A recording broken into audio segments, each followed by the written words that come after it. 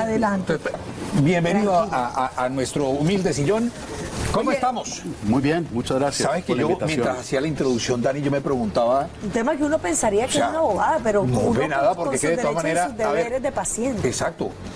¿Por dónde empezar? Es que la cirugía, expliquemos primero qué es la cirugía bariátrica, porque cómo reclama uno si uno no ve. O sea, primero comencemos qué es la cirugía bariátrica.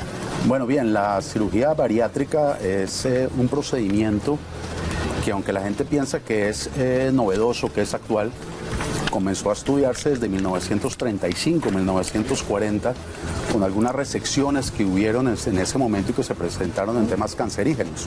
Posteriormente, en 1950, hubo unos estudios de un médico sueco y un médico de Minneapolis, en Estados Unidos también. Y posteriormente ya llegó la Organización Mundial de la Salud y unas guías en el Instituto Nacional de Salud de Estados Unidos a hablar sobre la cirugía bariátrica. La cirugía bariátrica básicamente es un procedimiento invasivo que busca la pérdida de peso. Y la pérdida de peso cuando existen unas comorbilidades, es decir, cuando existen algunos problemas que tiene la persona, digamos, cuando existe un índice de masa corporal superior al 40%, o si es entre el 30 y el 40%, 35 al 40%, existen unos riesgos. Y esos riesgos pueden ser que la persona tenga... ¿Por encima o por debajo? Que sea entre 35 y 40. Muy alto. El índice de masa corporal se mide de acuerdo al peso y la estatura de la persona. La estatura de la persona. Entonces se dice, bueno, si usted no ha llegado a 40, una obesidad ya muy avanzada y está en 35, entonces se determina si la persona puede tener diabetes, por decir algo. Puede tener colesterol alto, puede tener la presión alta y puede tener hígado graso en la primera etapa. Puede tener inclusive problemas cardiovasculares de tipo isquémico. Entonces, en ese caso es donde la Organización Mundial de la Salud ha establecido diciendo, bueno, por salud pública, esto es una muy buena opción para reducir estos riesgos en un altísimo porcentaje. Digamos que esto es la cirugía bariátrica. Aquí hay unas guías en Colombia, que es la guía práctica para la obesidad del Ministerio de Salud, y el Ministerio de Salud ha establecido cuándo es pertinente y cómo se debe hacer y cuándo se debe hacer la cirugía bariátrica. Claro, doctor, hablando de la cirugía bariátrica, ¿qué derechos tiene un paciente antes de realizarse este tipo de procedimientos? Claro, eso es importantísimo. Digamos que cuando una persona asiste donde el médico, la Organización Mundial de la Salud, la Organización Panamericana de la Salud, ha establecido que hay unos derechos del paciente. ¿Cuándo se debe hacer? ¿Y en qué casos se debe aplicar un tipo de cirugía bariátrica? Digamos que se clasifica en la guía práctica de la salud y establece que son 3 tipos. Y han salido nuevos tipos de cirugías, algunas menos invasivas, laparoscópicas, etc. En ese sentido, la persona tiene derecho a saber cuáles son los riesgos y cuáles son, digamos, las complicaciones que puede llegar a tener frente a la cirugía. Cuáles son los tipos de procedimientos y cuáles son los beneficios de cada uno de ellos. Tiene el derecho a conocer exactamente cuál va a ser el seguimiento que se le va a dar postoperatorio. Okay. Claro, Doc, yo aprovecho y te interrumpo un momentico, porque cuando nosotros, una cirugía da miedo. Uno entra con esa incertidumbre antes de entrar a una cirugía. ¿Y en qué momento uno pensaría que tiene que venir el abogado a resolverte algo que está mal hecho? Lo cual claramente uno no esperaría que eso pase. Uno entra a la cirugía confiando en que todo va a estar bien, pero ¿en qué momento uno dice, oye, o cuando yo firmé el papel pasó algo, yo dije o quedó algo, mal hecho, que uno no sabe que si eso. no quedó mal hecho o no quedé conforme o yo no sé qué? O sea, ¿en qué momento entra ahí el abogado como para que tengamos un poquito claro el tema? Bueno, desafortunadamente, en Colombia, hay un pensamiento de acudir al abogado no en forma preventiva, sino ya cuando sucedió el problema. Ajá. Entonces las personas acuden desafortunadamente cuando ya sienten un malestar. Puede existir un sangrado, Digamos que hay unos riesgos, unas complicaciones que se pueden dar que son inherentes al procedimiento, que se firman y que lo que se llama un consentimiento informado, que son unos riesgos y complicaciones que son de carácter general para todas las intervenciones. Y hay otros que son de carácter particular según el tipo de intervención. Eso es muy importante que lo sepa directamente la persona cuando acude a donde el médico y no en el momento cuando ya está en el quirófano. Porque cuando está en el quirófano está muerto del susto, lo van a sedar y pues la persona firma simplemente una autorización de un procedimiento.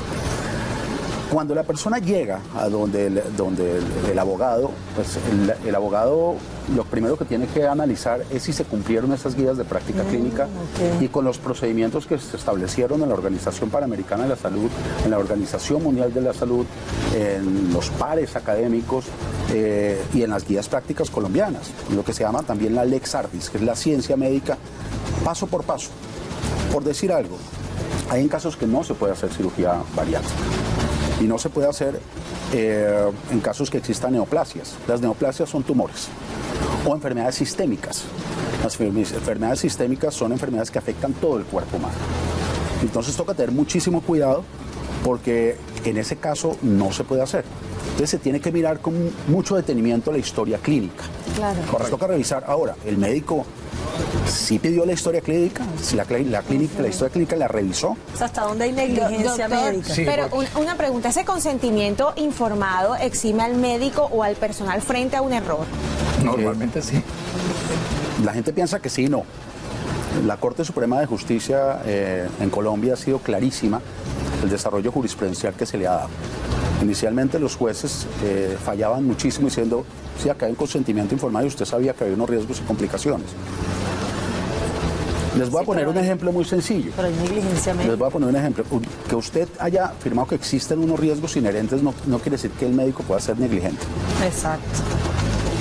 Es decir, son cuestiones que son inherentes, que pueden llegar a suceder, porque la ciencia médica no es exacta, pero si no se cumplieron esas guías de práctica, no se cumplieron los protocolos al pie de la letra como se estableció durante muchísimos años, pues simplemente hay un error y es necesario reparar. Por decir algo, hay algo que es muy importante.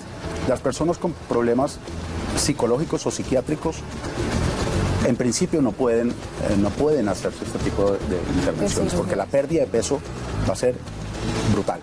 Estamos hablando de una persona que está acostumbrada a comer 3.000 calorías a pasar a 800 calorías diarias porque no puede más. Son personas que pueden llegar, si tienen una situación, hasta al suicidio. ¿Por qué? Porque esa persona... Hay una descompensación. Hay una descompensación total, hay problemas gravísimos Sí, que muchas llegar veces canalizan todas sus ansiedades a través de la ingesta de alimentos. de la ingesta de alimentos. Entonces, hay riesgos como son la desnutrición, consecuencias que puede haber de desnutrición. Hay un caso que lo han analizado y varios casos que han analizado en Estados Unidos. Son casos de una señora de 28 años, el último que se revisó, que simplemente no quería comer, no resistía el olor de la comida, no lo podía. Se empezó a un grado de desnutrición que la tuvieron que canalizar, le tuvieron que dar la comida. Afortunadamente la señora se salvó, otras murieron. Entonces, ¿Y qué era? simplemente que tenía un problema psicológico anterior, no lo habían tratado. Y segundo, en algunos países se dice, mira, aquí tiene que ser tratado inicialmente por un grupo interdisciplinario de médicos. Y lo más importante es que tiene que ser tratado por un psicólogo inicialmente. Claro. Para saber si esa persona es apta o no es apta. Mire, y es que ahora que estamos hablando del tema, para poner en contexto un poquito a la gente, imagínense, el estómago es como una bolsa, como este tamaño. En promedio le puede caber 1, 2 litros de comida, más o menos, 1 punto y pico, 1.2, 1.5 de comida. Y muchas veces una de las técnicas de esta cirugía bariátrica para que usted pueda perder peso es básicamente achicar ese reservorio. Para ponerlo como en términos sencillos. Entonces, se recorta, se extrae una parte, la parte superior muchas veces del estómago, que es una de las tantas, técnicas que se utiliza, pero la idea es que esa capacidad se reduzca. Al reducir esa capacidad, evidentemente, con un organismo que viene acostumbrado a una ingesta calórica distinta, hay una serie de repercusiones. Ahora, Cuando firmamos ese consentimiento informado, normalmente te vas a lanzar del bungee jumping, lo firma. Te vas a lanzar del avión en la avioneta, lo firma. ¿Hasta dónde? Sí y no, porque lo que tú decías, básicamente el código de ética que debe tener un galeno, o sea, un médico tiene que tener un código de ética y ceñirse a lo que tú decías, a unos parámetros establecidos por la Organización Mundial de la Salud. ¿Hasta dónde sí puedo, hasta dónde no puedo, hasta dónde lo cubre, hasta dónde no lo cubre? Sí, digamos que lo que expliqué anteriormente, hay unas guías que dicen cómo se debe adelantar el procedimiento, a quién se les puede hacer y a quién no se les puede hacer. Toca mirar si el médico sí lo hizo o no lo hizo. Un sangrado es inherente, pero digamos que el médico hizo todo, revisó la historia clínica, es una persona que era apta y finalmente se presentó el sangrado. Pues es una situación que podía pasar. En ese caso, se exime de responsabilidad. Ahora, si por el contrario no pidió la historia clínica, es una persona que tenía tumores, un problema que tenía problemas psicológicos y le hicieron la cirugía, pues en ese caso el consentimiento informado no tiene... Pero ¿sabes qué? Yo creo que hay una desinformación con el tema de los exámenes clínicos porque de pronto deberían ser más completos. Mira, esta mañana en Mañanas Saludables estaban hablando del tema que cuando una persona decide empezar un estilo de vida saludable, ojalá se hiciera exámenes antes de, porque vienes de un ritmo de vida que no sabes, que tienes en tu cuerpo y de pronto el tema de ya no como esto, no como lo otro, me voy a tomar la proteína, me voy a tomar un energizante, no sabes en qué te pueda desencadenar, entonces van y le echan la culpa al estilo de vida saludable. Y de pronto no hay un examen completo que a ti te digan, oye, si tú te quieres someter a esta cirugía, debes tener no solo el examen de sangre, deberías tener un examen más completo, porque es que en realidad uno no sabe qué se pueda desencadenar. ¿No será que falta más estudios o socialización? Más información. Sí, claro, lo que pasa es que también hay un tema económico y comercial en este sentido. Digamos que la cirugía bariátrica, hay unos temas que es por salud pública, que se ha recomendado porque realmente está generando unos problemas de diabetes y unos costos para el sistema de salud, claro, para el sistema de salud altísimo, problemas cardíacos tremendos. ¿Cuánto cuestan unos procedimientos cardíacos que se tengan que hacer una perfusión miocárdica? Eso es es muy costoso para el sistema de salud tener que hacerlo. Entonces, en esos casos, digamos que está bien. Hay otros casos que es por pura vanidad o por temas estéticos, que la gente dice, pues, oiga, usted está pasado, está en el 25, pues hagámonos la bariátrica, o hagámonos el balón gástrico, o hagamos algo nuevo, porque esto lo puede hacer. En ese caso puede ser peligroso. Y también toca mirar el tema de que la gente, lo que tú dices, el estilo de vida. Yo he tenido un estilo de vida muy malo anteriormente, y me hago la cirugía y luego los estudios han dicho que puede existir, se puede recuperar el peso. Entonces, esa es la otra. La gente llegando a usted a reclamar, venga, es que yo me hice esta cosa y que para que estar delgado y entonces luego me engordé. Esa es otra parte. ¿Y cómo luchar contra las clínicas de garaje? Porque no nos digamos esto. ¿Dónde te haces el procedimiento? Las redes sociales, eso está inundado. Venga, yo le hago la le hago la 4K, eso le hago todo de una vez en un solo viaje, baratico. Y ahí tenemos un serio problema porque muchas veces no son personas que están calificadas para el tema. Sí, claro, es que es un gran problema porque hacen el famoso combo. Ajá. Entonces, pues usted viene para la bariátrica y de una vez le hacemos la nariz, usted hace una rinoplastia o una liposucción, una situación y creo compleja. Que no siempre se puede. Y no, claro, y la cantidad de sangre que se puede extraer y son riesgos y complicaciones. Eso depende de cada paciente. Claro, se tiene que mirar y se tiene que decir, pero es que muchas veces la persona llega en el momento que está en el quirófano, le dicen, oiga, venga, ¿por qué no le hacemos otra cirugía? Entonces viene por rinoplastia, hagándole aquí un poquito una liposucción o una lipectomía o hagámosle una blefaroplastia y la persona dice, bueno, ya metido en gastos, hagámoslo. Claro, claro. Ahora, con lo que tú me preguntabas, bien interesante, el tema de la recuperación del peso. Claro, mucha gente puede llegar donde el abogado a decir, vengo a demandar porque es que yo pagué 12, 20 millones de pesos y estoy gordo otra vez. Le dije, bueno, señor, si usted no cambió su ritmo de vida y volvió a comer, le están diciendo, primero no puede soportar la comida porque se podía, que usted dice, bueno, voy a probar una hamburguesita y se va agrandando y sigue comiendo la hamburguesita y cuando se da cuenta está igual de pesado o más. Entonces, en ese caso no puede llegar donde el médico y decirle al abogado, devuélvame los 20 millones de pesos porque no tiene sentido. ¿Qué casos concretos se pueden demandar y cuánto puede durar además una demanda por negligencia médica? Bueno, vamos a mirar cuáles son, digamos, cada caso es particular. Claro. Hay casos en que puede digamos, si bien el consentimiento informado dice que puede inclusive generar la muerte, pues se puede causar la muerte, si es por caso de una negligencia comprobada, que no se cumplieron esas guías de práctica clínica, no se previó algo que era previsible, se puede llegar a demandar. A la demanda. ¿Cómo se demanda? Se demanda, hay dos vías. Digamos que la vía penal, en caso de una muerte, ya inclusive la Fiscalía tiene unas unidades de responsabilidad médica donde se está mirando esto, pero en principio es la unidad de vida que se mide lo que se llama un homicidio. Es un homicidio culposo. Es un homicidio culposo porque el médico no quería matar a la persona, pero fue descuidado. Es decir, asumió riesgos que no debió asumir. Ese proceso penal, al finalizar, que es un proceso que puede durar 5 o 6 años, porque tiene una etapa previa de investigación de Fiscalía, tiene que haber un estudio del Instituto Nacional de Medicina Legal y Ciencias Forenses, hace lo que se llama una imputación, luego una acusación, entra a juicio, primera instancia, segunda instancia y luego hasta casación. Pero el tiempo pasa, Claro. digamos. Lo que pasa es que posterior al juicio penal, estamos viendo si el médico hay lugar a que tenga prisión o no, ese castigo que establece la ley penal o una detención domiciliaria que pague en la casa, por decir algo, con una multa. Después de eso sí se pueden pedir unos perjuicios en el proceso penal. Se llama un incidente de reparación integral y la ley colombiana establece el código, en el artículo 94-97 del Código Penal, dice de 1.000 salarios.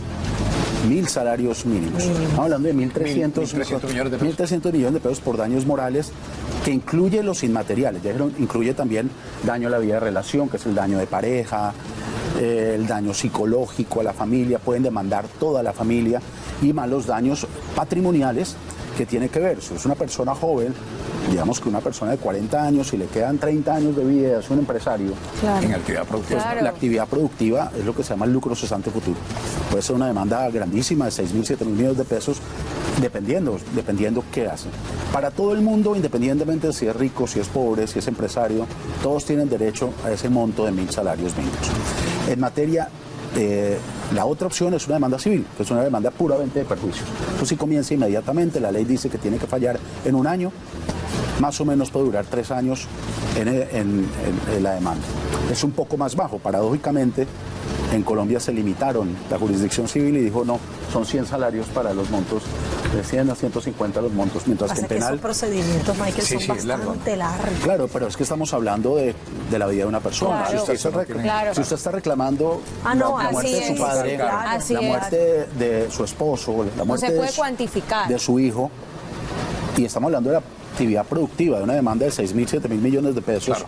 pues eso usted no se lo hace en 2 días. Sí, claro, Sí, eso total. sí es Entonces verdad. usted tiene que entender que también estamos cuantificando. Es eso. verdad. Michael, pero te agradecemos la verdad por abrirnos a todos. Yo creo que la mente de que en cualquier procedimiento primero tenemos que tener una serie de precauciones, asesorarnos jurídicamente frente al tema de lo que vamos a hacer, con quién lo estamos haciendo, cuáles son las reglas de juego, eso deberíamos saberlo todo. Así que muchas gracias por estar con nosotros y abrirnos esta caja de Pandora, porque lo que hay es pregunta, nos queda pregunta, pero lamentablemente el gran tirano de la tiempo. televisión es el tiempo. Muchísimas gracias a ustedes por la invitación, y cuando quieran, con mucho gusto. Sí, total. Claro, Claro hay que que sí, hacer, hay Michael. que hacer No, otra, es otra más, sesión ¿por de qué no? preguntas y Búscate al respuestas. pibe, por estos días búscate al pibe, búscate a Higuita, ¿no? Demandaron sí, que por los tienen que 5.000, pagar. ahora le toca pagar a ellos por demandar a la empresa del banco ese, que es de Colombia. ¿Sabe cuál es ese? Bueno, Claro que sabemos cuál es. Ahora le toca pagar a ellos el billetico para que se haga. Bueno, así Gracias, son Michael. las cosas de la jurisprudencia. Nos vamos entonces a una pausa y ustedes no se muevan porque ya volvemos con más en Nuestras Mañanas.